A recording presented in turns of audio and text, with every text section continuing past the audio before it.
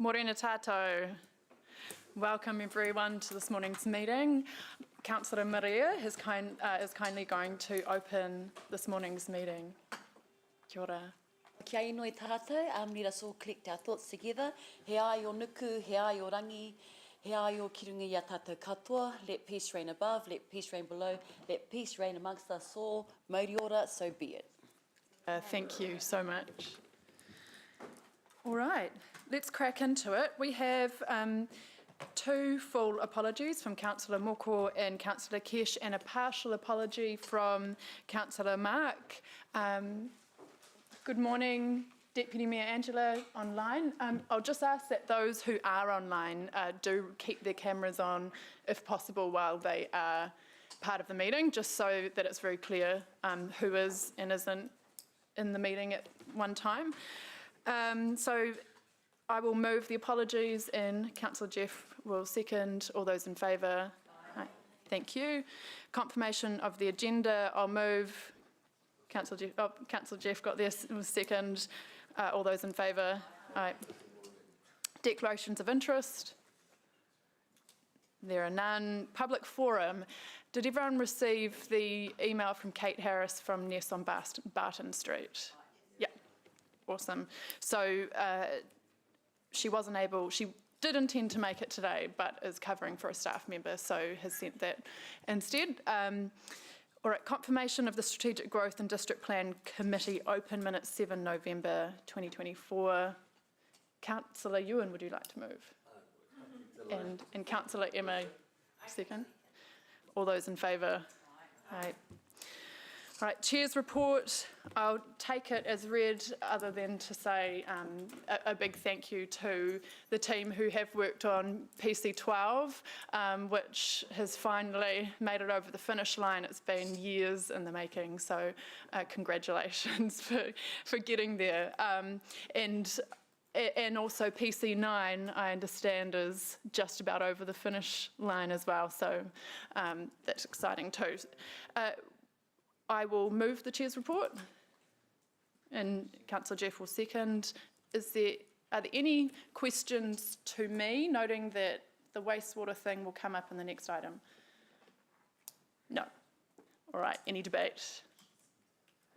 Awesome. I love how efficient everyone is being. Okay, all those in favour of receiving the report? Thank you. Okay, General Manager's report. Blair, would you like to speak to that, please? Good morning, everyone.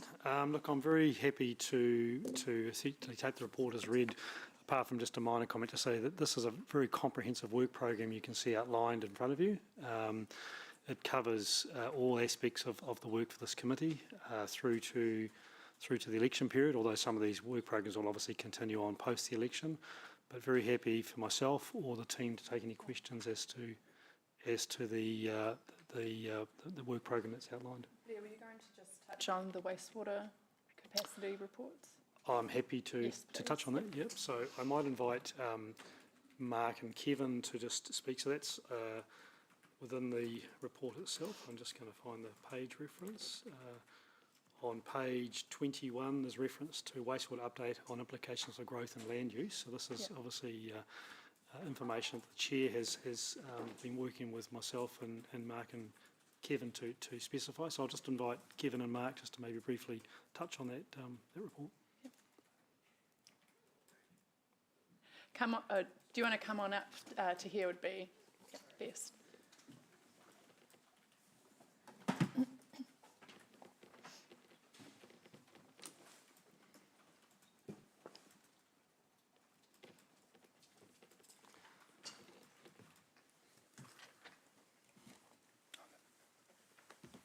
Kia ora tātou. So the wastewater capacity report that will be coming in front of this committee we're broken into two parts. The first part is going to be in April, and it's going to be like a state of the nation. So that's going to be just a bit of the history of how we got to where we are with the condition and the capacity constraints that we do have.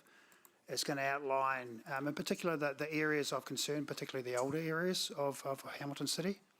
And it will also outline what we're going to be putting into the June report and give you a good idea of the types of levers that we can pull to understand and to fix some of those issues. And it'll probably give you a detailed plan of how we propose to get out of some of the issues that we do have by having these constraints. It's not going to be there's no silver bullet. There's going to be lots of different levers that will need to be pulled. And it won't be a quick turnaround because these are wastewater pipes and wastewater infrastructure that take a lot of time and effort to get them up to speed to actually take the capacity and get us some relief in some of those areas. But there will be a planned way forward, at least shown in that June report. And in particular, what there will be is there'll be a staged approach to providing relief to certain areas as we've been asked for by a lot of developers in this space. So we've been, like I said before, no silver bullets, so we won't be a quick turnaround, but there will be some identified options and relief for some of those developers out there. Thank you. Okay, cool. Thank you. So this is a really important issue, so welcome questions on it. And also, you know, and questions around what may be in the report. We can't get in, I don't want to get into too far into the issue itself because the report is being written and April will be the time to get into the real details of that. So does that make sense? It's more, what are we wanting to see from this report? What is the information that will come to us and things is the focus. Yeah. Cool. Councillor, here we go. Councillor Ewan. Yeah, thanks, Chair. Thank you for that. Can I, accepting the Chair's limitations, will the report that you're working on clearly identify the areas of concern, not only in the capacity of pipes to take the waste to the plants, but also the ability of the plant to process the volume of waste? So in the June report, we will be covering off the issues, and the April report will identify not just the network, but the treatment capacity constraints as well, yes. From your initial glance of the situation, I mean, is this, in your opinion, a result of systemic underfunding in this critical known area over literally the last few decades? First question. Second question, are we absolutely sure that we are correct, having made the decision that has led to the work you're doing of basically shutting down multiple suburbs of the city for water connections and growth?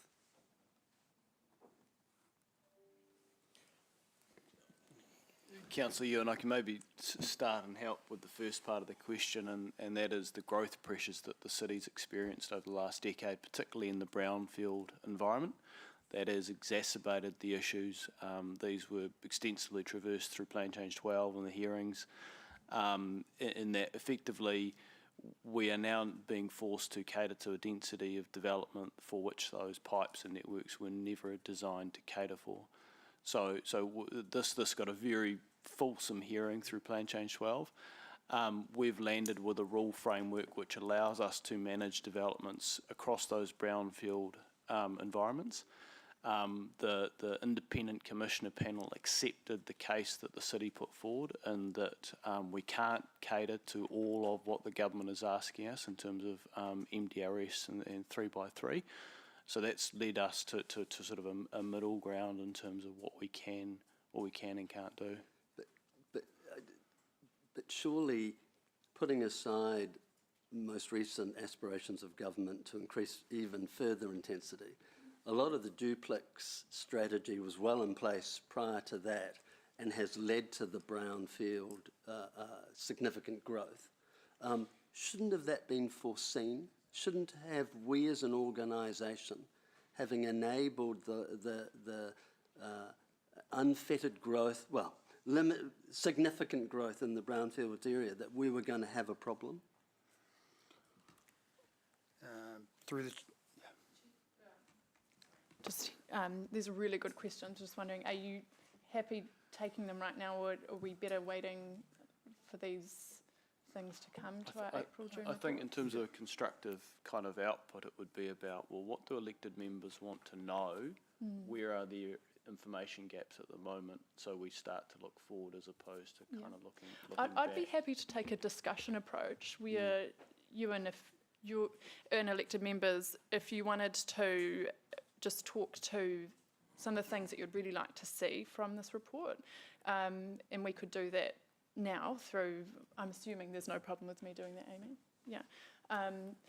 Just to talk through, what do you want to see? So including all of these questions you're asking now, Ewan, because these reports are going to be really important for us to get a clear oversight as governance over what's happening here, and so we want to make sure that the right stuff is included in the reports, and staff can really get those good answers. Yeah. Yeah, so through the chair, just a reminder that there are 2 reports. Yep. The one in June will be the big one, covering off the majority of these issues.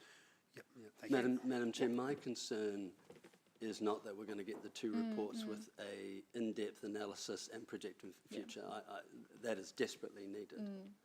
As a governor, I also want to take a moment and think, how as an organisation did we let this happen? And so I don't want to simply focus on the future and ignore managing the now and the lessons we could have learnt by being reflective. How have we as an and elected members must also take accountability, right? It's not just placing blame at the foot of the staff. But as an organisation, I'm asking, shouldn't we be standing up and saying, actually, we got this wrong, this wrong, this wrong, we got this right, and here's the way forward, and we're not going to make those mistakes again. That's the discussion I Madam need. Chair, I can go part way to answering that. I mean, obviously, notwithstanding the fact that Kevin nor myself were here a decade ago, but from a first principles point of view, I think it's about integrated land use planning and infrastructure. And probably casting our minds back and in hindsight, when the duplex policy came into effect and we were increasing density across all the brownfield environments, we should have done that with matched investment, or we should have done that with better understanding of what our network capacity was at that point in time. What we've learned and what we've taken into Plan Change 12 is a more staged approach, which is why we are focusing density within the Stage 1 walkable catchment, where we have a better chance of matching the enabled density with the level of investment required to actually put the pipes in the ground to service it. Thank you for those answers. Yeah, cool. Yeah, that's a really good question. Are you happy with? Yeah, Yeah. thank you. So I'll go to others, and then if you want to come back to Councillor Ewan, we can. So Councillor Jeff. Thanks, Chair. Yeah, I think my questions may be more addressed to the June report rather than the April report. I think, will it provide a kind of hierarchy of areas in terms of the seriousness of the problem, or from the areas that are easiest to resolve to the ones that are hardest? Will it give us that kind of visibility? Through the chair, that is the intention, whether we get there by June or not, but that is the intention, yes. Okay, and in terms of the levers to be pulled, which you mentioned as well, because it's going to give us oversight of what levers are best to be pulled to try and address it. Will one of those be the ability to provide discretion, more discretion, or is it still going to be a black and white thing? This area is a no-no, or would we look to take more of a risk approach and balance it up? And would elected members even have an opportunity to get involved in that? Yeah, so through the chair, that is, have you got a microphone in Andrew's office? Because those are the types of things that we've been discussing. Absolutely, and we've got to look at getting away from the black and white and having some discretion for certain areas, and that's the type of thing that we will be covering off in the June thing. We won't have a solution in that space, but that discretion is certainly something that we'll be looking at. Oh, okay. Thank you. That's really heartening to hear. Thanks, Chair. That's me for now. Thank you, Councillor Jeff. Mayor Southgate. Mayor Paula. Thank you. Well, I've been talking about this for some time. with one suburb in particular of mine. So I guess you're aware of all the interest in Fairfield Enderley. So you will be having a close look at that. I've seen the one thing about Porritt and Enderley, but you'll be having a fresh look at that, what's possible, how to give them certainty, and about the timing. Is that what you're going to include? When could Fairfield Enderley expect to see some water services? And Mayor Paula, that will be addressed in the later report when there's I'm a just chair checking. sort of. That's But going yes, to be covered off in specific, because I'll be looking. This report will include Fairfield Enderley area. Okay, and then we had an interesting meeting the other day, doesn't matter who with, but it was pertaining to any ability to support accessible homes and social houses, but mostly accessible portion of the market, which is in great need at the moment. Will that also be covered off? So- Whether, how and if we can assist with developers that are putting in fully accessible housing for that part of our community? Yes, through the chair, that's what I answered before, that through that discretionary, that's exactly the type of discretionary areas that we want to have a look at, yes. So in that report, will we be given some sort of more tangible, going vis-a-vis Ewan's question about political decision-making, right? And what we do fund and what we don't. Will there be some choices in there, like you could go a bit harder here, a bit slower here, you could do this? I know we did at one stage before for the central city. There were some priority areas, but what else will we have scope as governors to kind of determine, or go out to the public with options to fund this future? Or Blair, are we waiting for the new water entity and going, hope you fix it? I think what Kevin and Mark have said is that there is going to be by the June report, consideration of where elected members may be able to provide greater direction, discretion, risk tolerances, some of the things that you're asking about, where that Within dollars? So well, it budget? may be within an existing work program. There may be a need for more investment.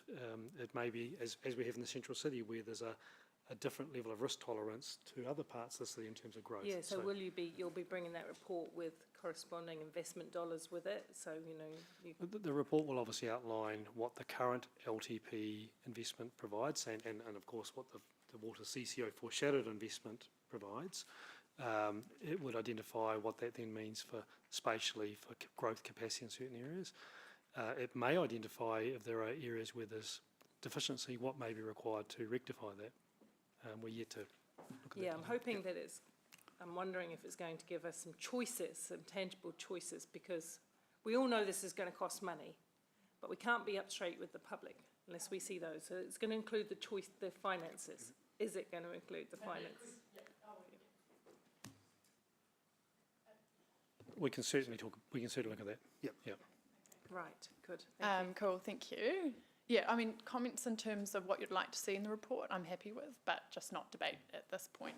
We'll go to debate for. I should just note through the chair that Chair Sarah and I have also been talking with the team around the consideration of new technology or new innovative approaches.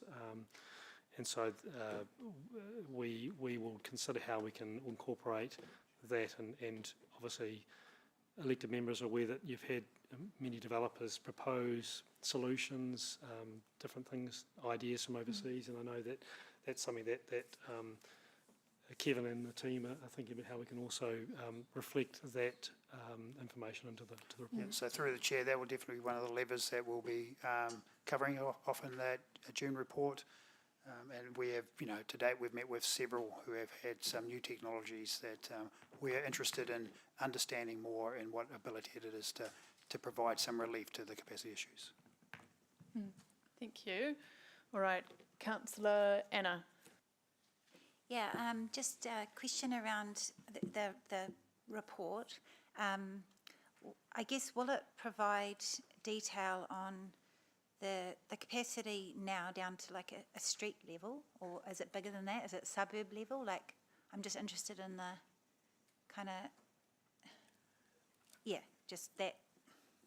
Yeah, through the chair, it's probably going to be at that suburb level, but Okay. we can break the odd part down to catchment level, but probably mostly suburb level, yes. And then it would identify the gap between what's currently enabled and what's plan enabled.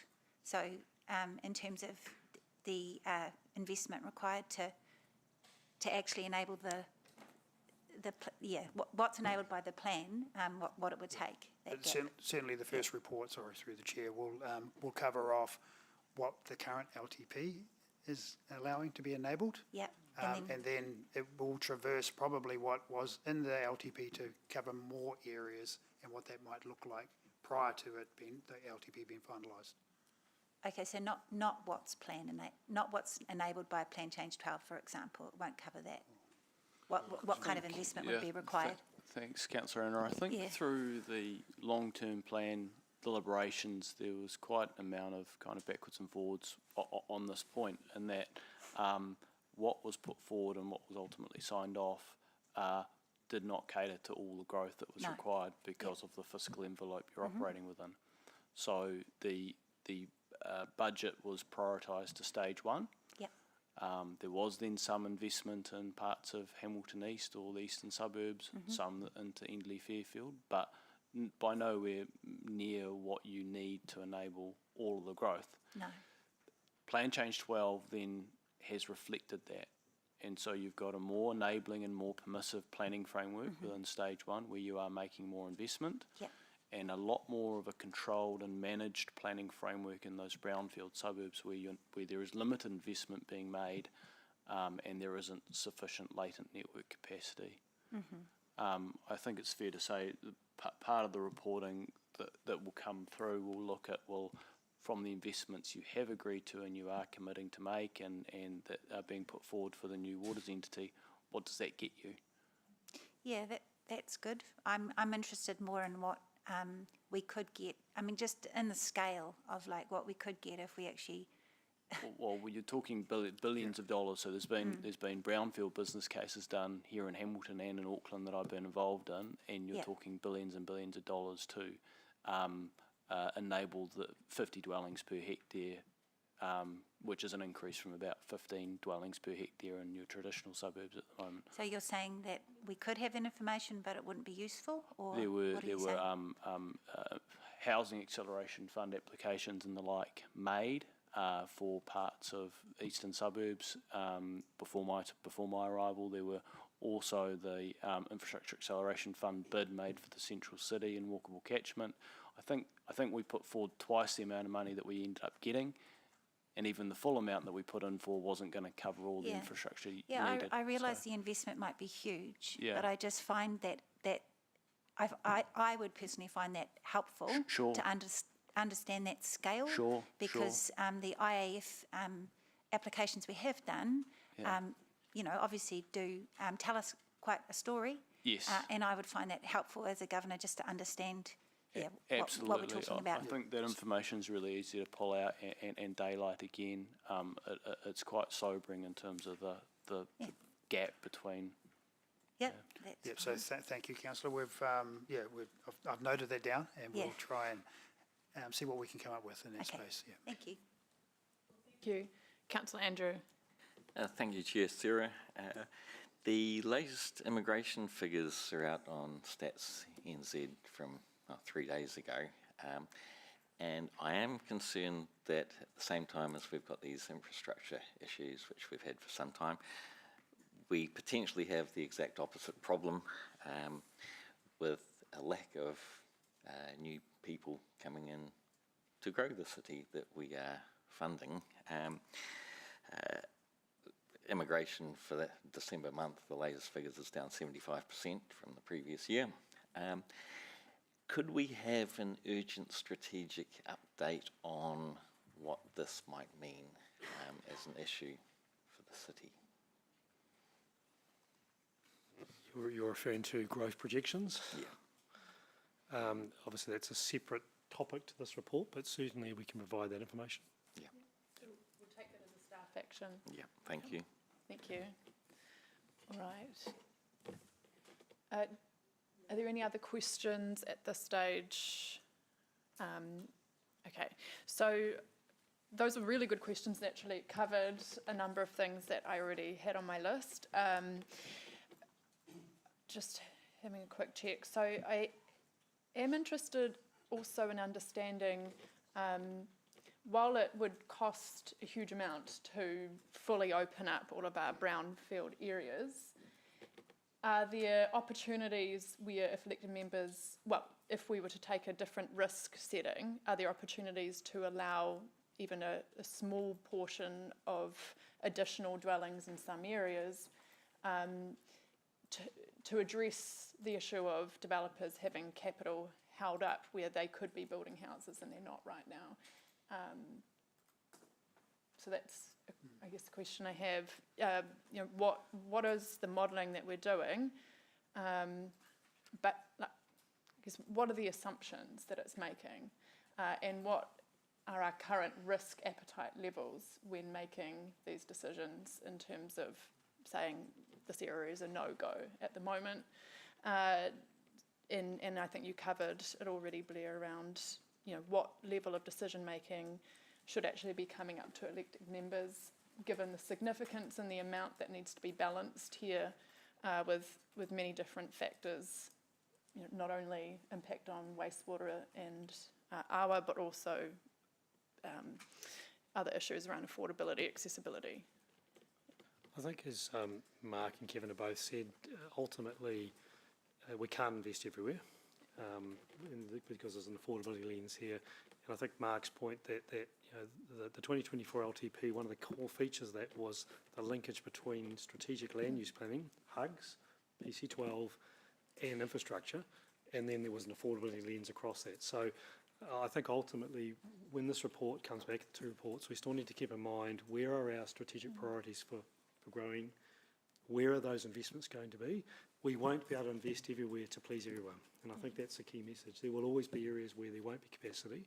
The key for council will be to say, are our investments matching our growth spatial priorities and our planned investments? And of course these are planned for a long way ahead. So the investments we make are often for the next building cycle or the next growth wave. So they take some time. So I guess that's the macro challenge that the team are trying to take. You know, Councillor Bitter's question, you know, what do growth projections look like? Translate into spatially, where are we wanting to see growth? And then investment-wise, for Kevin's team, where are we investing? So it's a really interesting challenge, and I think this report will be a great piece of information to help elected members understand where we're at and what that future picture looks like. Okay. All right. We are going, thank you. Councillor Ewan will move and I will second. Yeah, one more comment from Blair. Yeah, thank you. I think I just wanted to, again, draw your attention to the sheer scale of the work program that's ahead of us. That is quite, when I reminded myself again last night, there's a substantial amount of work coming to this committee or working through the teams in this committee. And I think it shows a very positive light in terms of what's going on in Hamilton, in the greater Hamilton area. Mayor Paul often reminds me that, you know, our tagline of being the fastest growing city 2 years in a row now. And I think this work program reflects just how much is happening in the background, either responding to that or preparing for the future. So when you hear me or my team say, you know, gosh, our resources are pretty strained, or we've already got multiple priorities, I think the report is giving you an indication of just how much we're managing behind the scenes. You won't necessarily see all of this, but there is a huge work program there that is occupying our organisation in the space of trying to deliver a great city for the future, building on our strong foundations. So. Cool. Thank you. All right, let's move to debate. Councillor Ewan. Yeah, thanks, Madam Chair. First, thanks to you and to your Deputy Jeff for focusing on this and having the detail in this report. I have to say, when you think about local government, at the core of what our responsibility is that core infrastructure. And I think what we've seen and the details we're about to receive in these subsequent reports will reveal the fact that we have failed miserably as an organisation in terms of our investment in this critical infrastructure. We have become distracted. We have spent copious resources doing other things and have failed to invest in the critical infrastructure that we're now having to run back and sort out. I mean, let's just think about it. A large percentage of the city can't get water connections, can't grow. And, you know, look, fundamentally, this is about knowledge and wisdom. I mean, knowledge is the fact that we know that we're the fastest growing city. We've known for decades that our growth is going to continue. The reality is we haven't shown the wisdom. We haven't assumed, and it goes back decades, during the Andrew King period where suddenly duplexes could go everywhere at the same time. And no one said, oh, as a consequence, we may have a critical infrastructure problem. Or staff did highlight that, and elected members, including myself around the table, said, oh, well, yeah, we know, but we'll fund it X because we're really interested in funding all of these other things. And we have to live within our financial means. And I think this is a warning to us. Go back to fiscal responsibility, stick on the core obligation. Thank you, Councillor Ewan. Mayor Paula. Thank you to staff and for the report. I accept some of what Councillor Wilson is saying about growth and investment historically and a bunch of other things. The world is changing. We're growing faster than we anticipated. I guess Dave McPherson, if he were here, would say, I told you so. But that aside, we are growing fast. We have to be agile and flexible. Government has also had a hand in this because they have supported one form of growth and now another form of growth, and Fast Track is the latest iteration of that form of growth, of which large parts of Fast Track areas are not currently funded with their infrastructure. So we're looking at a whole new playing field. At the bottom of the day, my concern is three things probably. First of all, meeting our growth needs. And we know the infrastructure burden for New Zealand and Hamilton is absolutely humongous, ginormous, and any other big word like that you can think of. It's huge. We don't have it. We only have the ratepayers and the developers to get money from. And we're hearing from both of them that they don't have the means to be stretched any further. But we're also hearing from developers who'd like to go, have got land, like to embrace these opportunities, and I feel for them.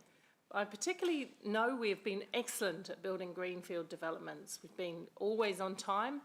And, you know, look at how Peacock is opened up, and I hope it fills with houses as quick as possible now that we've done all our work there. I have to say, I feel for some of the areas of the city that are older and less loved, that are probably in urgent need of renewal. This is why Fairfield Enderley is a passion to me, not because it's any more important than some other areas that are also old, but we can't do everything all at once. But also because in there we know we will get social housing, accessible housing, transitional housing, housing on the market, rental housing, because we have developers in all of those sectors keen to go and keen to go now. But we're telling Fairfield Enderley no. So this concerns me. Thank you, Mayor Paula. Councillor Anna. Yeah, it seems to me that we're doing the work that we need to get done, which is great. And I know our developer community will be very interested in this reporting when it comes through. It's the kind of transparency that I think they've been asking us for quite some time. And I agree that in the Fairfield Enderley community, it definitely has been requested in many different ways through the Waikato Housing Initiative, through KO, and it just keeps being requested. So I think this report will be really good. And I assume it will feed into our water services delivery plan, which we have to develop anyway. So it seems like all these things are coming together really well. I agree with Councillor Bitter, that growth projections really do matter and how this all aligns, particularly for our older population. We know we've got an increasing older population in Hamilton and throughout the country, and we need to make sure that we're providing the housing that our older community needs. And so I am particularly interested in how our investments currently and into the future might enable the intensification provided for in Plan Change 12, because the kinds of developments that are centred around amenity are the kinds of developments we need for our older populations who need access to healthcare, who need access to local shops and ready access to public transport. So it will be the information we need to inform the investment decisions that we need to make. So I'm really appreciative of the work that's being done. Thank you. Thank you. Councillor Jeff. Thanks, Chair Sarah. Yeah, look, I'm looking forward to these reports and really pleased staff are doing this work. The brownfield development issue's been, that's been brought up today, and that is something I've been complaining about probably since my first term on council. The widespread nature of it, and the duplex mania, which kind of has seized our city for the last decade. And I think as elected members, we were feeling the creaks and groans of residents and the visible impacts, the parking, the traffic, the ugly outcomes, but we weren't maybe seeing the invisible impact of the impact on our infrastructure. Although in a way, when I think about it, the situation we're in makes sense. I don't think any city can afford to develop intensively across its whole area. Hence you pick areas, and I'm not sure we did that. And ironically, the deficits in so many areas helped us ward off the silly 3x3 thing, which the government came up with. So it was temporarily helpful in that respect. And I've always been a bit torn because I personally prefer greenfield development, purpose-built, done well and sustainably, to ad hoc brownfield development. And as we know, brownfield doesn't necessarily mean cheaper. But now that we've got PC12 and I'm hoping a bit more maturity in the way brownfield development occurs, we find we can't do a lot of it. And it's left us in a position where we can't provide one of the most basic functions that we should be providing. People have bought properties with the intention of developing them and they can't, and they're rightly pointing out that we appear to be able to do some frilly stuff but not the core functions. So obviously this is going to need a lot of investment from the new water entity, get that, but I'm hoping June gives us an opportunity for elected members to better understand the risks and the possibility of discretion and how we can perhaps unlock some of these suburbs in a shorter time frame. Thanks. Thank you. And I always enjoy the terms you coin, Councillor Jeff. Duplex mania. Yeah, the journo's coming out. Okay, is there anyone else who would like to speak on this before I do? All right. I think we need to get a much tighter grip on this situation as elected members. We need to get into the detail, I think. We need to understand what are the assumptions being made with the modelling that the council is basing these decisions on to say certain areas are no-go areas for development. And we also need to understand what risk appetite currently are these decisions being based on. Should we as elected members have given everything that needs to be balanced here, should we be making some more of these decisions rather than it being made at an operational level? This all needs to be thought about. It's not just about brownfield development. There's a critical issue with how slow council is right now in being able to provide information to developers when they want to understand how much capacity is in the current network, not only for brownfield but also for potential greenfield housing and industrial developments.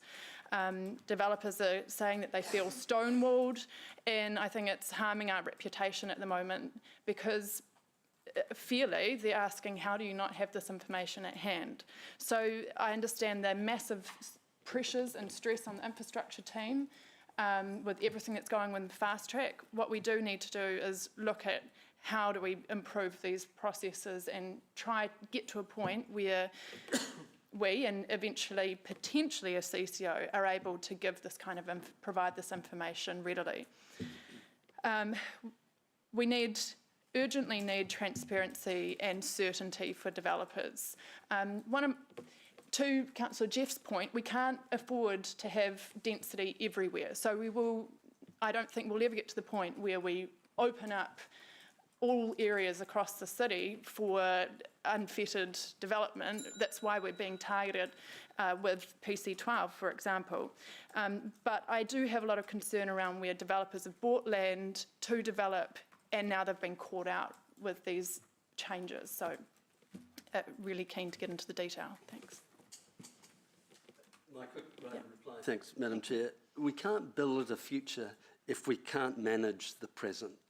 And we really need to take heed of this. We can't even talk about affordable housing when we've got this considerable constraint in development across the city as we currently have. I mean, there's an old saying that knowledge is knowing that a tomato is a fruit. Wisdom is knowing that you don't put it in a fruit salad. Let's think about that. In that sense, the knowledge was we knew we were growing. The failure to show the wisdom was that we'd actually have to invest in the infrastructure. And the reality is, with the duplexes that can still occur, we are somewhat growing across the field. And that has led us to this problem. And so we do have to sit back and take some responsibility, whether it's at a governance or an operational level. Let's have that discussion. But let's get down to the core facts. We spend too much money doing other things that are not core to our critical responsibility.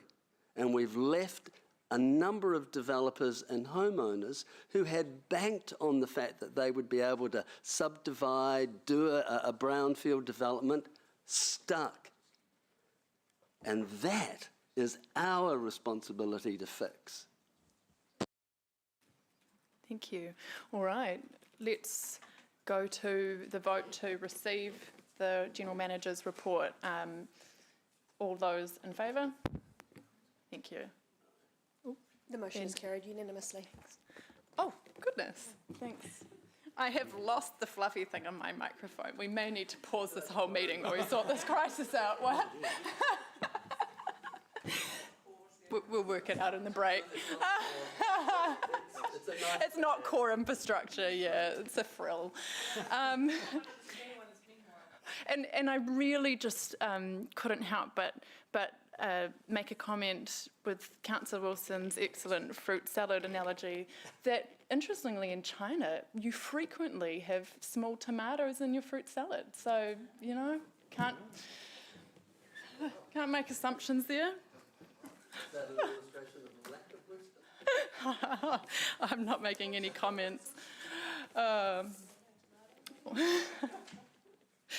All right, so let's move on to the Strategic Issues Report. We're going to take it all as read, other than the regional deals proposal and a very quick update in regard to the Central City work. Thank you, and I invite Hannah to come down and talk to the City and Regional Deals. While she does so, in the report there's a couple of other updates which are just worthy of noting. An update on the fast track process. We're not providing a detailed analysis of the discussions, but other than say there's a lot of work happening and the team are actively in discussions with the developers. And secondly, on page 38, just closing the loop back on a conversation around Peacock and our partnership with iwi. And so there's a summary there, Councillor Huata, just responds to your question from the workshop in November. So that's there for information. Hannah. Morning, councillors and chair. Just a brief update on where we're at with regional and city deals. As the title has slightly changed, you may have picked up, City is back in the title with our new Minister for Local Government adding that back in. So quite an interesting signal there. Just a reminder that we are in the process of developing our light touch proposal for a regional deal. That is across the entire Waikato region, being run by the Mural Forum. So that was a unanimous decision that we would submit one for the entire region. At the moment, we are on a working group to develop that light touch proposal. So we have 2 members from HCC on that group. We also have Blair on the CE oversight group, so we're well represented in that process. Regional Council are holding the pen on that final proposal, and a high-level explanation of that was taken to the Mural Forum on Monday this week, where there was unanimous support for the direction in which that was heading. In terms of what's of interest to Hamilton and yourselves, the future-proof priority development areas form one of the key parts of the proposal. So there's nothing new in the proposal. It's not an opportunity for anyone to come up with new projects. It's an opportunity to draw attention to things that have already been strategically agreed across the region. So those future-proof priority development areas form a key part of the proposal, along with a number of other initiatives. We've got resilience, transport, Waikato Housing Initiative focus, and a number of other things that are being firmed up as we go. It's just a reminder as well that the regional and city deals are not about new money. They're not about new projects, they're about acceleration and alignment and partnership with the government to deliver outcomes. And those outcomes need to be focused on economic growth and productivity, connected and resilient infrastructure, and improving the supply of affordable quality housing. So the government's been very specific about the outcomes it's looking for. We've also had a little bit more detail that's been provided over this week that they are looking for large scale in terms of those projects. So projects over 100 million is a figure that we have heard. So from that you can see that the Metro Core is incredibly important to the city regional deal story, as we have the scale for the type of benefits the government's looking for. And I guess the key date that's coming up is the 28th of February for that light touch proposal.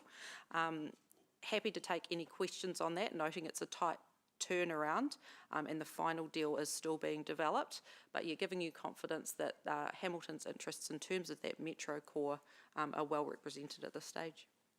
Just a couple of other points.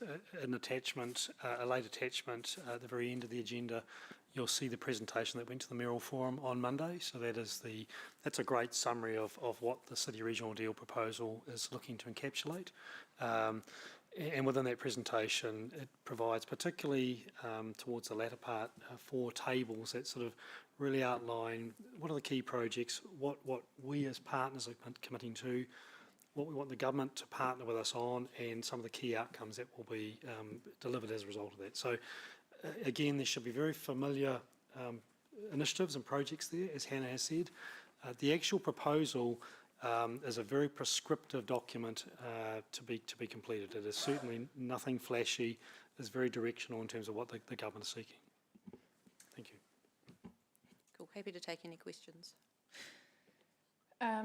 Cool, thank you. So we'll take questions at this stage just on this topic. Councillor Ewan. Yeah, thanks, Madam Chair. Thank you. One of the things I wrote down, I think I got you verbatim, but I thought you said in regards to regional deals, we're not talking about new money. Correct. Okay. I'm a little confused, right? So are you saying that a regional deal doesn't involve central government adding any money? Not new money, reallocation of existing budgets potentially. Okay, so let's, excuse me for a moment, whose budget? So central government's budget? Right. Yes. So would it be fair to say that it would be new money to the regions that we'll get as a result of a regional deal? Potentially. A good example might be reallocation of, say, the National Land Transport Fund in terms of different priorities. One of the asks that we are putting forward is potentially allocation towards the network kind of support for RONs that they've identified as already a priority. So Gotcha. It's that reallocation and focus on potential areas. Right. And it's always assumed that money that we had set aside for certain things, we would then use to help match whatever funds, or not necessarily match, but contribute to reprioritised funds from the central government's coffer. Yeah, correct. There's an Okay. expectation that we would be a partner to the deal, which All right. means, yeah. I just needed to clarify that because I was momentarily confused. Can I just add to that, Ewan? Yep. Unlike previous schemes where the government was saying we have $1 billion of grant funding, this is not that. So, further to Hannah's point, leveraging planned investments the government have talked about, a la Southern Links, a la Waikato Expressway. So they've signalled their intent. How do we look to co-partner with that to, one, give them confidence that they should invest, and secondly, how we can leverage that investment collectively? Okay, so thank you. So my second question is in regards to the late attachment, item 8, and it doesn't actually have a number on the slide, but it's where we've got a bit of a spreadsheet with some funds. Mm-hmm. Okay.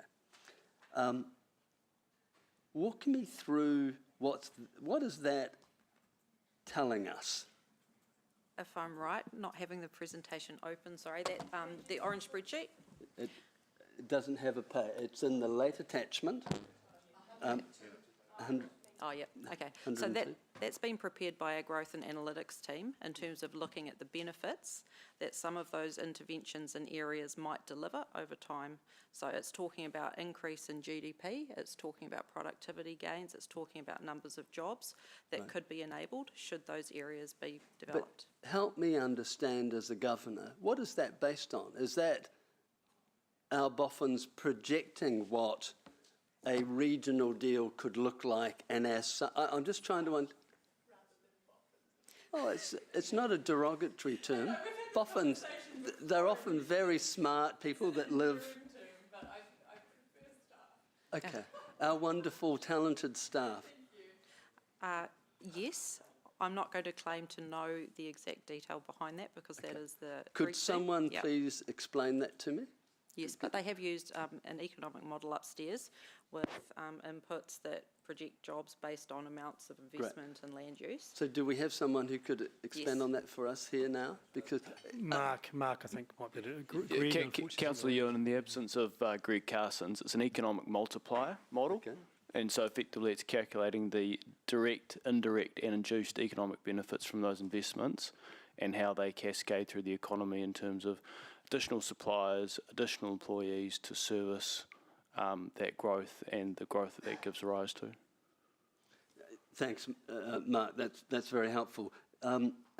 Based on an assumption of a certain spend, is that the Based on land use, isn't it? based Mark? on Yeah.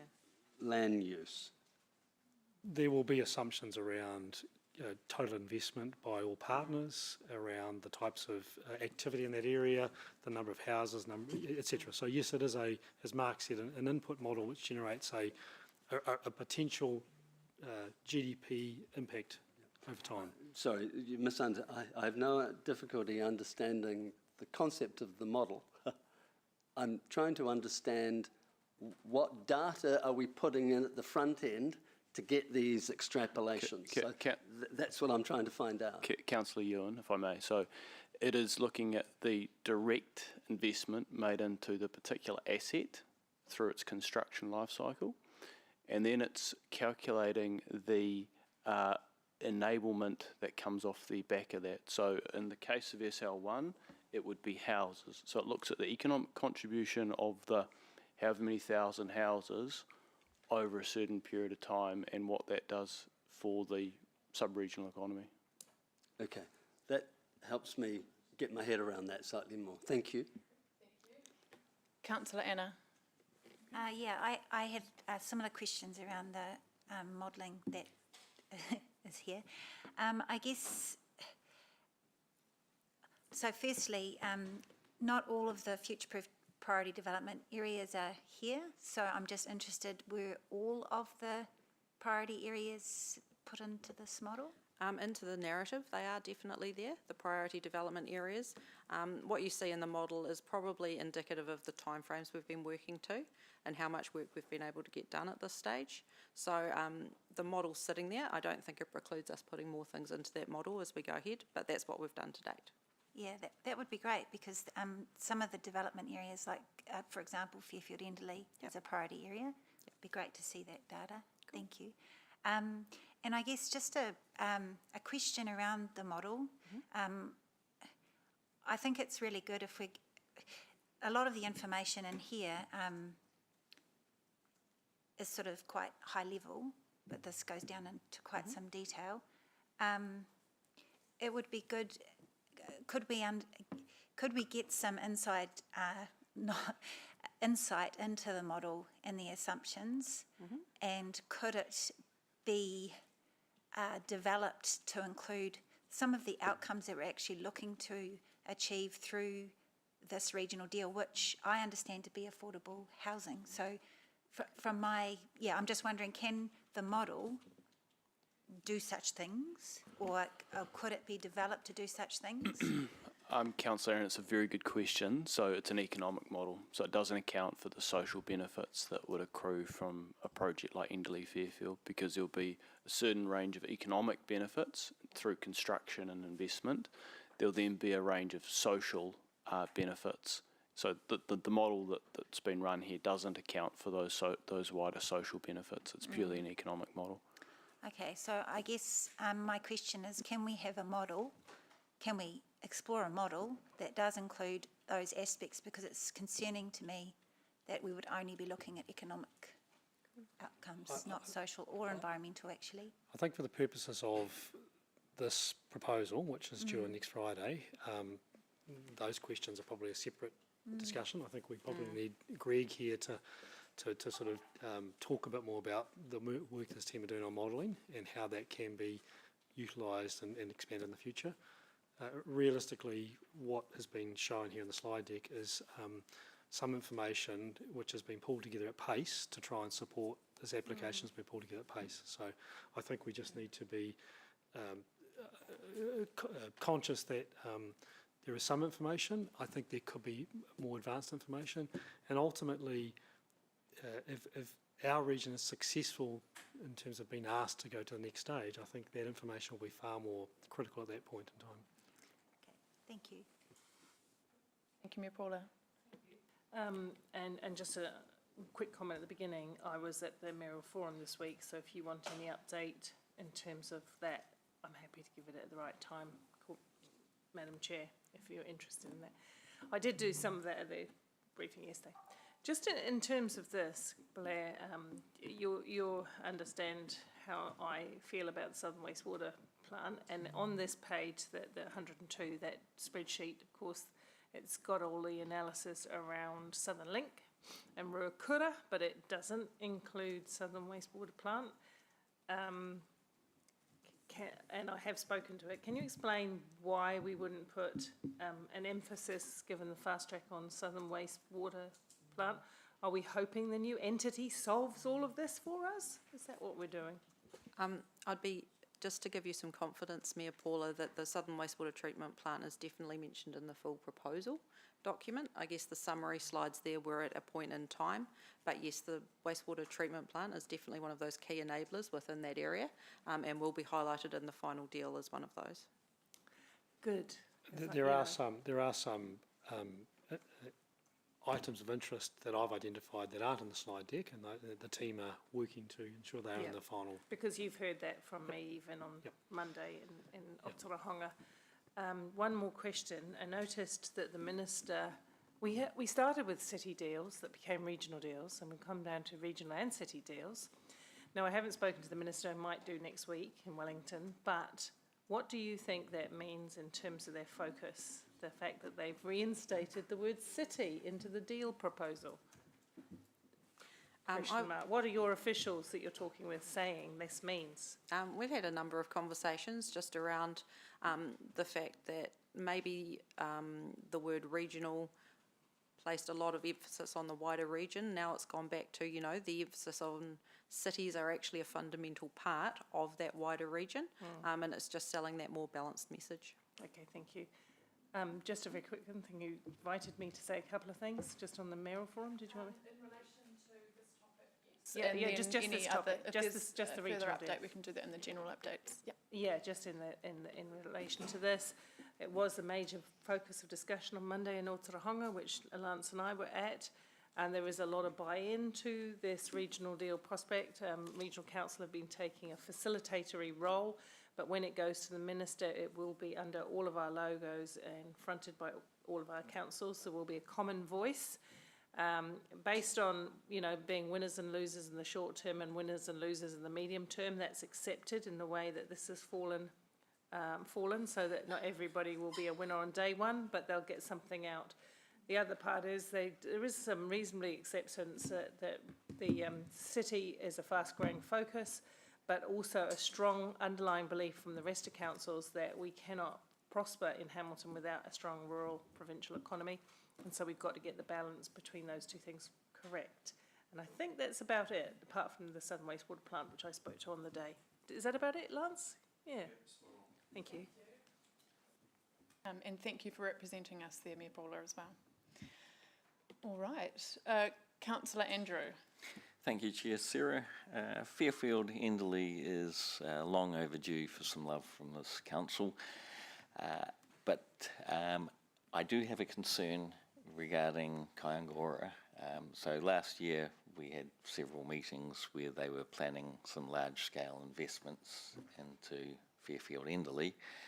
I believe that's not necessarily going to happen in the new environment. Any updates or any plan on discussing with them before, because it'll affect our commitment and what we can do? The great news is that they're in the room and they will be talking with elected members shortly on an item in public excluded. Very good. But certainly it is important that Fairfield Enderley is one of the areas mentioned in the proposal, but you will hear more soon.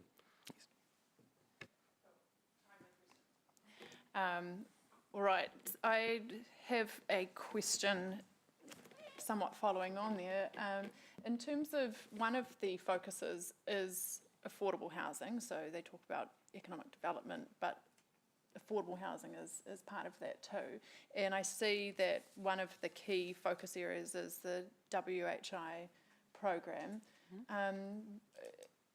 What are we thinking that might look like? And is that where, for example, Fairfield Enderley might come into play in terms of delivering that affordability?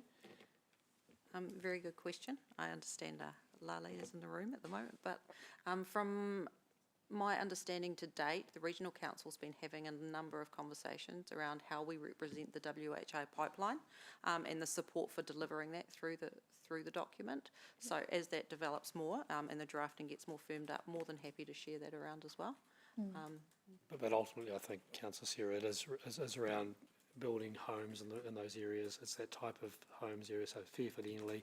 You'll also see in some of the rural communities as well, where they've got need for houses, and some of their challenges are quite extreme as well. So it's not just a Hamilton challenge. Cool.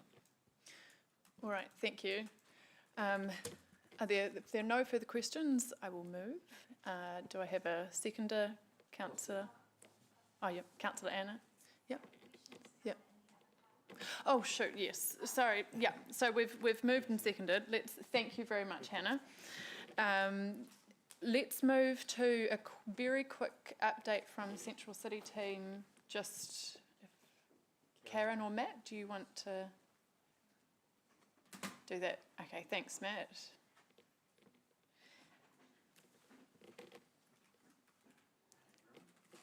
Morning. Maybe just, oh, yep, there you go.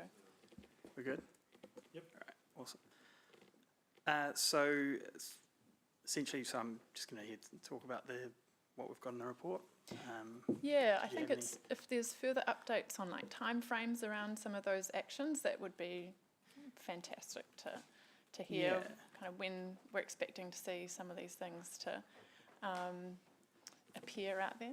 Yeah, so just to focus on sort of the clean-up on aisle 3 and 4, for want of a better term. So with that, that is progressing. I am very aware that it doesn't look like there's a lot that's changed out there. There's a lot of progress sort of in the background that has been going on. And we've also had some supplier lead time issues with just some of the bins and the street furniture. But that is now progressing and will be rolled out this financial year. So we're managing that pretty closely now. In terms of what we have been doing, what has been completed, so we've obviously the steam cleaning, which I think is pretty obvious out there. We've done some trials of gum removal, as per Councillor Sarah. That has been successful, but we are still working on how that's going to work. And we've also done tidy up on Hood Street, so there's been the trees removal, which we've discussed already. The poles have been cleaned, and now we are working to get them repainted. Also proving to be a little more complicated due to the nature of them, but we have a meeting with the contractor next week to sort of sort that out and get that rolling. We've removed a lot of end-of-life furniture and the bollards, obviously. We've replaced a lot of the outdated directional signage, which is in Garden Place. We're now also working with H3 around the Claudelands events signage into the city, and also tying that all into the other facilities, so the stadium and Seddon Park, to make sure that they all reflect each other, so that if you're looking at one, you've got an idea of where the others are. And we have fixed and removed some of the broken lighting on Hood Street in particular, and with a look to improve that in the coming future. And then the last thing will be happening this financial year is the Garden Place gravel pit, for want of a better term, into a garden. So that's progressing as well. Cool, thank you. We've got a few lights up, so Councillor Emma, thanks for that, Matt. Thank you, Chair Sarah. Just noting the public submission from Ms Kate Harris and the request for some work on Barton Street and Casabella Lane. Can staff please advise if work on these streets is identified as current works or potentially the future works that were noted in paragraph 46? So, yeah, the focus has been on Hood Street and Garden Place, just as per sort of elected member direction. So absolutely, that is something that can be looked at. We can put it on the radar for the future. It's part of the central city, obviously, so we're not going to leave it. But currently the focus has been Hood Street, Garden Place and the theatre precinct. Yeah. We've got a staff motion that Councillor Jeff and I were talking about, so if we share that. Is that ready to share? Essentially, okay. Staff action is, what did I say? Motion, sorry, staff action.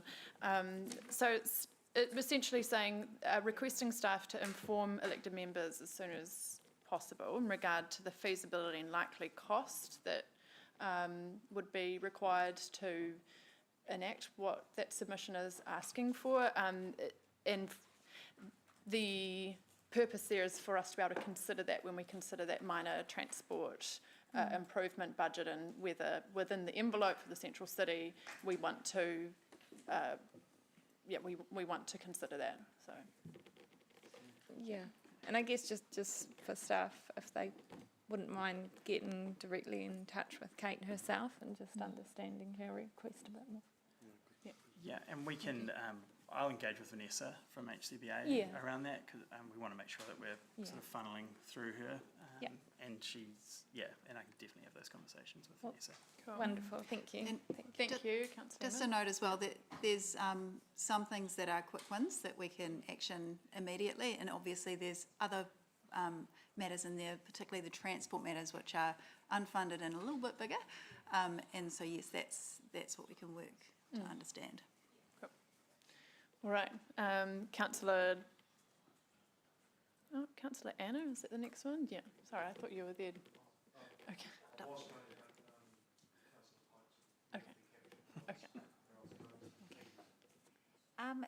Can I ask questions around housing to you for the central city, or is that another person? Yeah. I guess just an interest of mine around the, actually we've been talking about a lot at council recently, so the Streety community and how they are using Garden Place.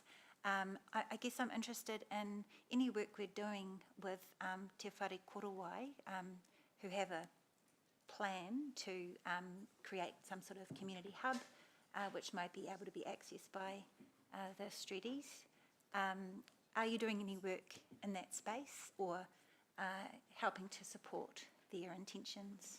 So, so not, I guess the short answer is not exactly. I've been involved in some interagency meetings, but definitely something we can look at further. And that might be something that we talk to the community development team in Janet's area, so we can take that as something to find out about and get back to you on. Just to work together on, and then I guess just a question around the IAF agreement and the housing outcomes. We do have a need for affordable rentals and affordable one-bedroom rentals. Do you have any, I guess, projections around whether affordable rentals will be part of the delivery? Yeah, so I mean, approximately 1,000 of the 2,000 or the 4,000 total will be affordable. As affordable to own or affordable rentals? Yeah, so do we know? Yeah. So definitely affordable for purchasing. I would need to get further information around rental that would be costs great. and things like that. Thank you.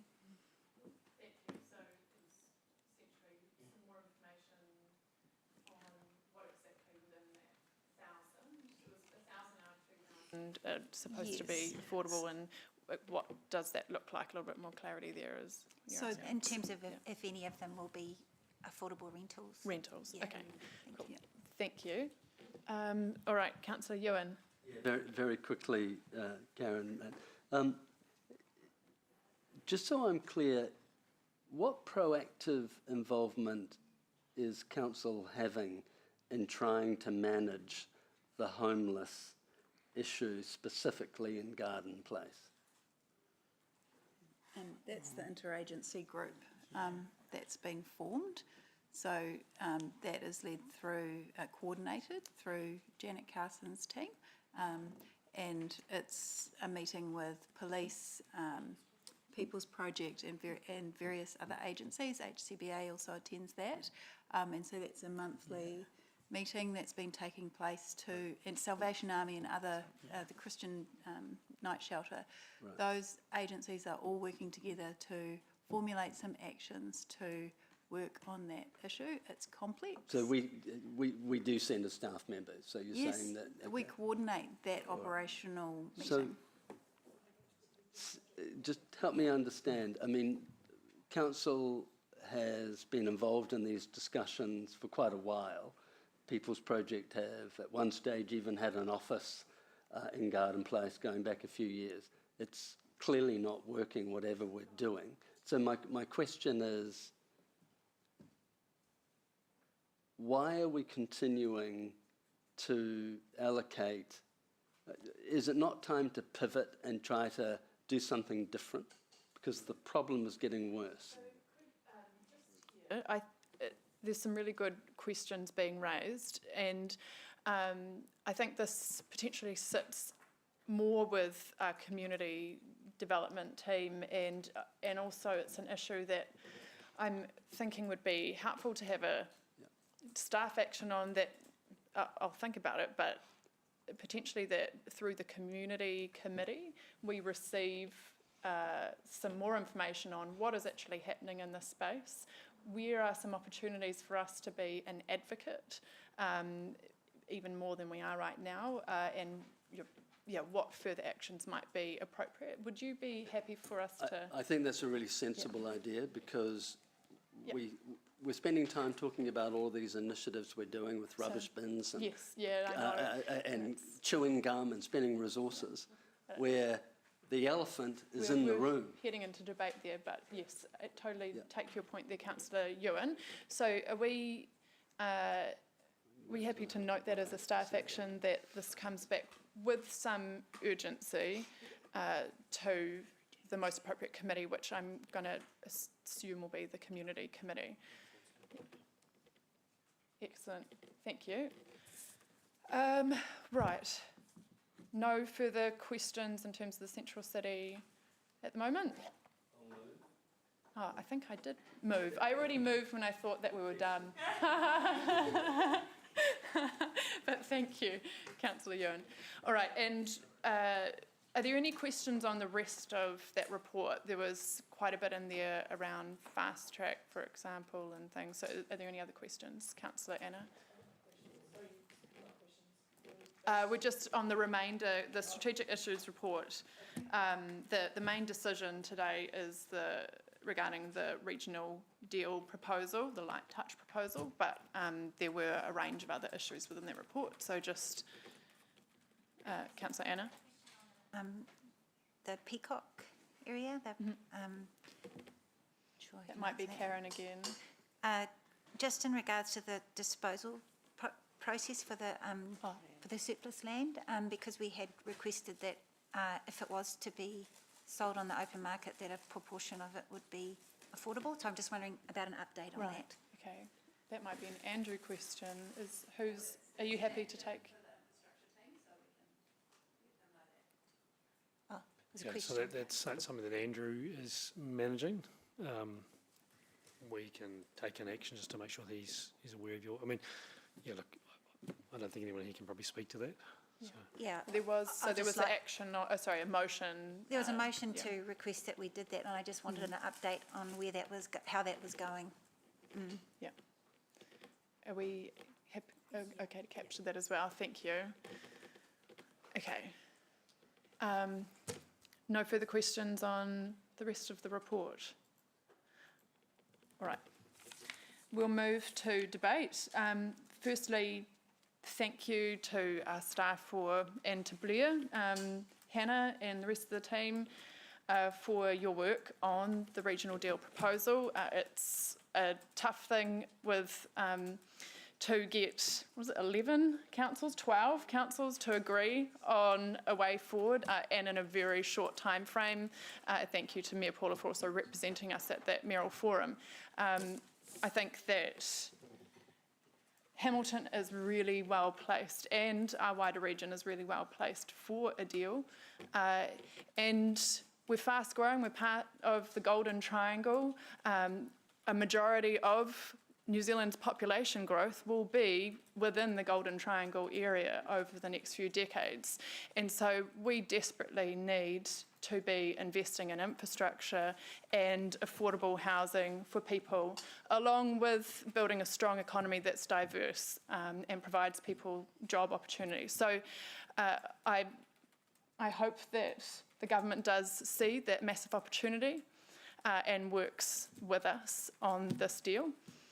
And I am keen to see that we do work really hard on that affordable housing element. There is an opportunity there to pull together resources from different areas to really deliver something if we focus on it. So keen to see that if we move to the next stage.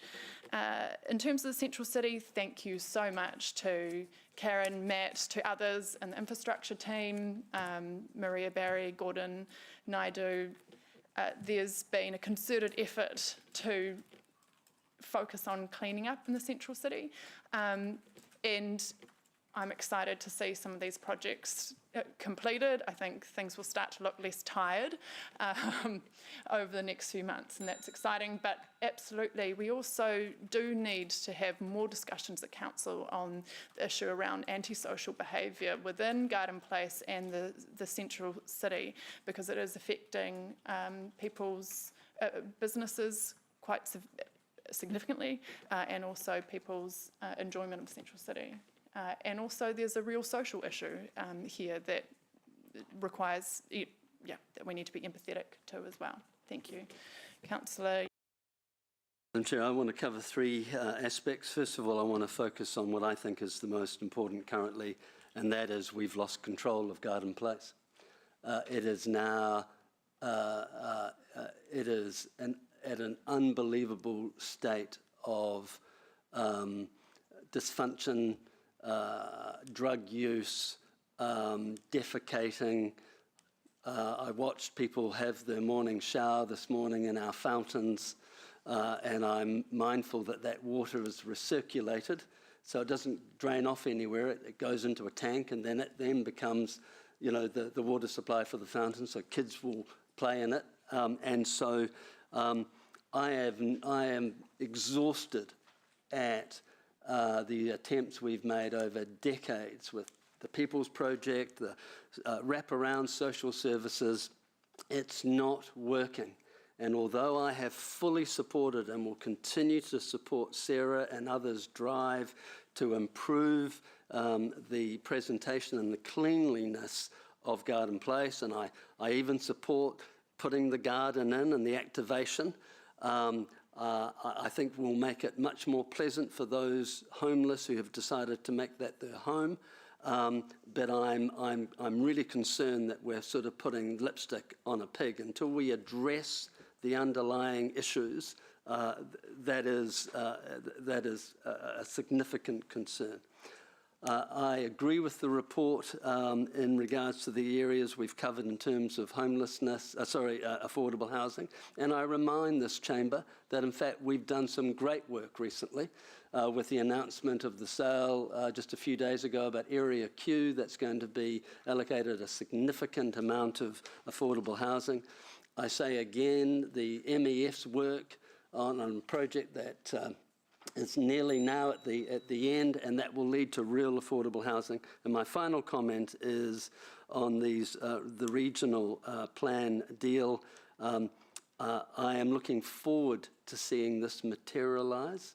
I am grateful for the Regional Council taking some of the leadership in the coordination, and I'm very hopeful that that will bear fruit. Thank you. Councillor Jeff. Chair, yeah, well done to staff and Mayor Paula and political leadership for the regional deals work. The number of councils with understandably different views and priorities, and it's some accomplishment to get some sort of alignment and refinement for that. And I understand it's not a whole lot of new money being handed to us. It's a bit of a process, and also understand that there's a lot of proposals in the mix, and only one's going to be picked in the first year. But good work. And I really want to join the Chair in acknowledging the work with Central City staff in terms of the clean-up of aisle 3 and aisle 4, and it was across a whole number of departments. And I think that the practicality of what we are doing has been shown in the fact that we've got a terrific submission today from someone in Barton Street, Casabella Lane area, wanting the same sort of love and coming up with practical ideas, both large and small, for how we can make improvements there. So I think it's really struck a chord that we're just down on the ground doing practical things. And making a little difference there, so terrific. But look, I've got to acknowledge what Councillor Wilson's saying. We've got a massive problem in Garden Place and around there.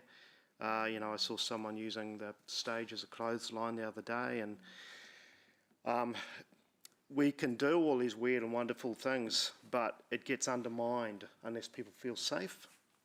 Long term, we're going to have more people living there. That helps the critical mass.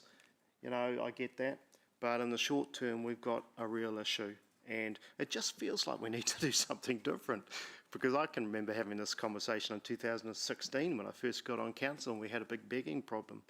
But anyway, so that's sobering, and I haven't got an easy answer. Thank you. Thank you, Councillor Jeff. Mayor Paula. Thank you. Thank you to the staff for the work that they've been doing on the regional deals.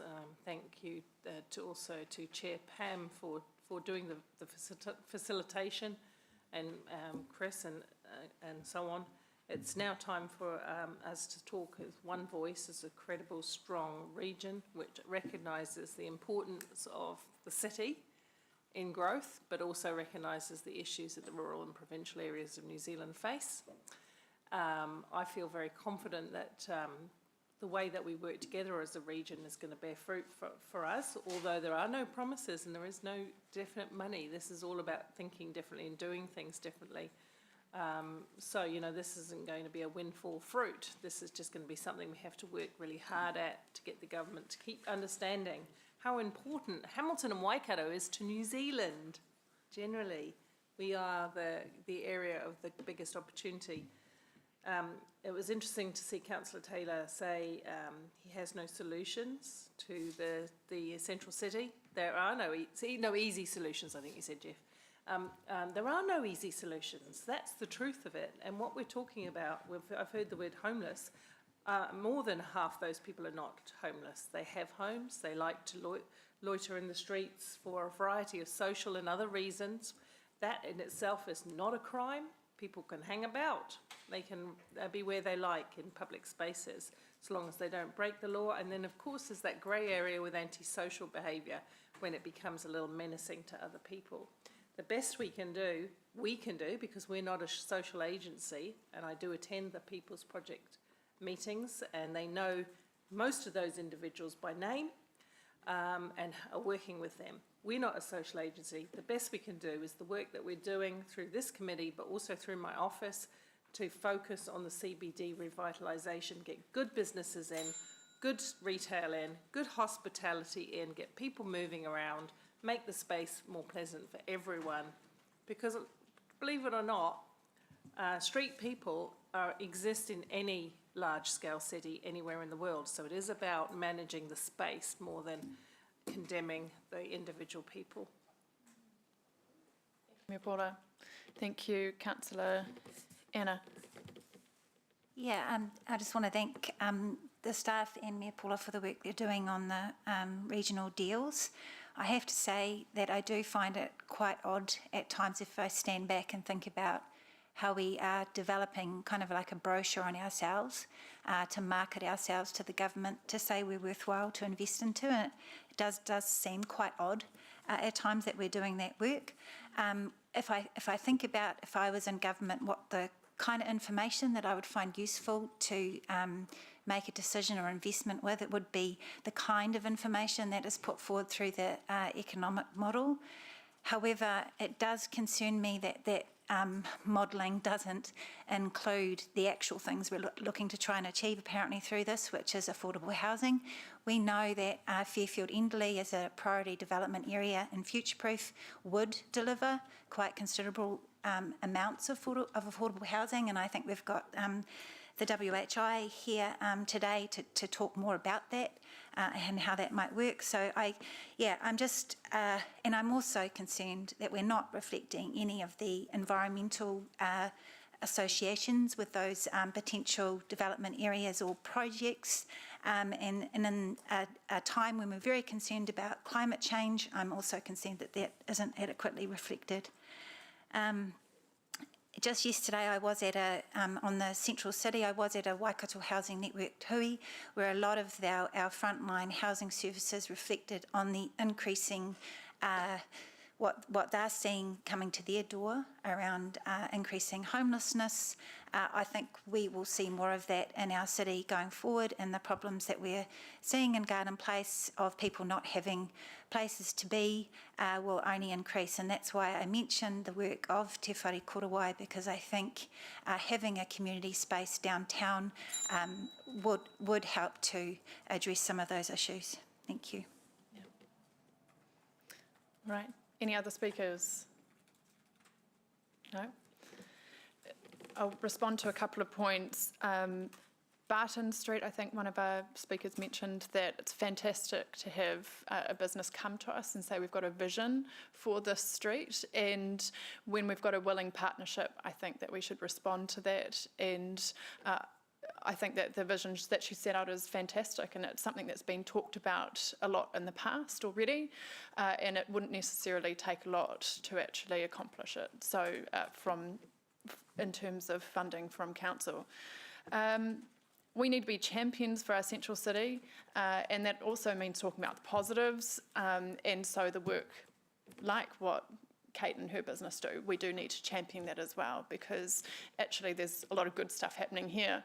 And when you go out into Garden Place on a beautiful sunny day, there are people out having their lunch and sitting at the tables with the umbrellas and lying on the grass and enjoying the space. And so we do need to also acknowledge that, along with the challenges that we are facing at the moment. But absolutely, to Councillor Anna's point, some of the policy decisions at the moment from central government are likely exacerbating this problem. We're hearing from community housing providers greater stress on their services. And so that's where I think a joint up approach, where we actually put together a plan for advocacy to central government, is really critical. We've been told to stick in our lane in terms of council, but we can facilitate a clear plan which shows the actions we can take that are within our scope of business, like activating the space, having events, making it easier to hold events, looking after what we've got so it looks clean and tidy, all of those things, along with some clear recommendations. For example, potentially it may be investing in a community hub, or it may be the investment in more one-bedroom homes, it may be other things. But I think it's something we can do is work with central government agencies and other community organisations to put together a plan that would help to address this, and then we be champions of that plan and champions for our city, central city. Yeah. Thank you. Let's go to the vote. All those in favour of receiving the report and the regional deal proposal, say aye. Is anyone against? Motion is carried unanimously. Now I'm just thinking, we've got our external partners here and we still have 2 reports, although they're fairly brief. Yeah, what's that? We might better do them fairly swiftly. Yeah, okay, so let's take a break we'll take a 15-minute break. We'll come back. Let's try to go through those very swiftly and then move on to the public excluded part. Cool. Thank you.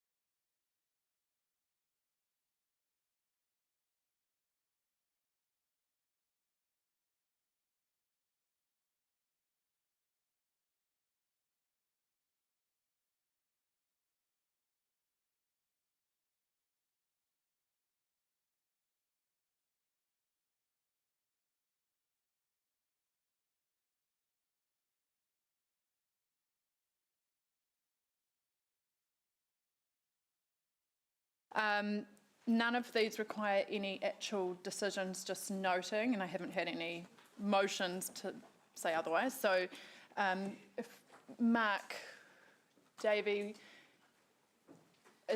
would you like to give us a quick update? I think it was on the Fonterra plan change? And a visual, yes.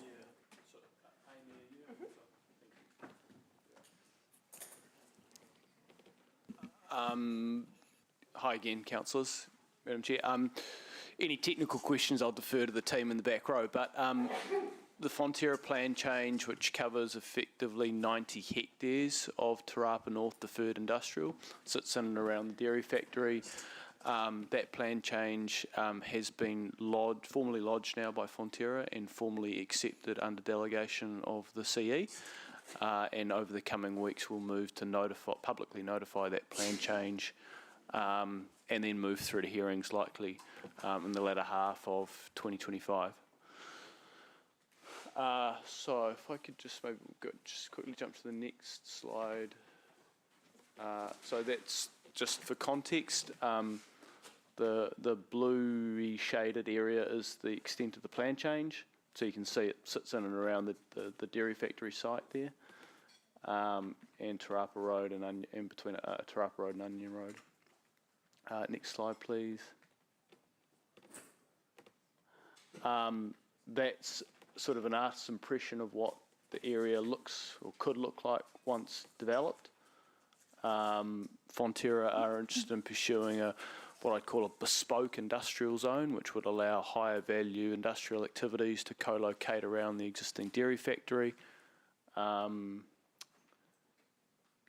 if there's any questions, happy to answer, but we'll continue to provide the committee regular updates once we've notified and gone through submissions on it.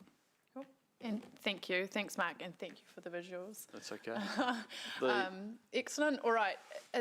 Any questions? If you want to delve into anything too technical, we'll take it offline. But very quickly, Councillor Andrew. Thank you, Sarah. Mark, part of the driver for this is to avoid reverse sensitivity issues. What sort of industrial activities would be allowed and what sort would be excluded? We're just working through what the rule package that Fonterra are seeking or proposing. So the general objective is for higher value industrial activities, which would be complementary to their manufacturing operation. So I don't expect to see sort of dirty industry or heavy industry in that location, and they're specifically targeting, as I say, higher value industrial activities. And I think that can be expected just by where it's located, and what is already happening within the existing Te Rapa industrial area. Right. Thank you. Cool. Thank you. Any other questions at this stage? Going. All right. Anything else you'd like? Yep. Sorry, Madam Chair. The second item we highlighted in the report there is regarding Rototuna Town Centre, and work is progressing on that. There is an outline of where that's at in the report, and so at a committee meeting soon, we'll be able to give you the specific details, and then we'll be seeking to go through to notification on that plan change. It's a plan change we've talked about before, but it's effectively updating the town centre layout in Rototuna to address some issues that have arisen and to effectively enable the further development of that town centre to occur. Cool. Thank you. It's possibly just worth noting, Mark, through the Chair's office, just the interplay between the Fonterra plan change and other discussions with developers in that spatial area. There are discussions with Te Awa Lakes and potentially also developers who have signal interest, such as Te Kowhai East. So there is a greater discussion that's just underway in terms of how we can think about that in a connected manner. So. Okay. Plan change. Actually, not really the plan change, but so Area Q has now, we've put that out there. There has been some feedback online, concerns around increasing congestion because of the development. Are we able to share maybe more proactively the information around the road has been consented to go through the stream, or is that part of the? That's part of the trigger as to why we need to update the layout of the town centre, because of the controls that now relate to that stream due to some national policy on Indigenous biodiversity and the like. Right. So crossing the stream has become problematic. So we need to address the roading layout, and then that then has knock-on effect to some of the land use, or intended land use activities. So there isn't any communication we can make with the community around, that we are looking to address your concerns around congestion? They're just voicing a concern around there being one road in and it's being jammed. I think as soon as we come to you with the sort of plan as it stands, and we get approval to go out and commence sort of pre-notification consultation, that's the time when we can start to wrap some comms around it and start to engage more proactively with that community. I understand, and I don't know if Mark Roberts wants to jump in here, but there's just a bit more work to be done as to working through technically what a new plan for that town centre looks like. Okay. I don't know, Mark, is there anything else to add? Or? They're asking questions now. Exactly. But this is public, so we can share it ourselves. Thanks, Councillor. Yes, we are starting to develop some concepts on how that roading network goes. We have got a consent that's sitting there. It's just making sure that we can cross that stream to allow us to put in a road that will eventually alleviate some of that congestion in the town centre. Okay, thank you. Move things along. Councillor Max, will take your question, and then if others have further questions, are you happy for them to get in contact with yourself? Absolutely. Okay, thank you, Councillor Max. In the interest of getting that done, I can use that process as well. Thank you. All right. If there's nothing else there, I think we're good to move that item. Councillor Jeff, would you like to move? Yeah. And Councillor Andrew, would you like to second? Excellent. All right. All those in favour of receiving that report?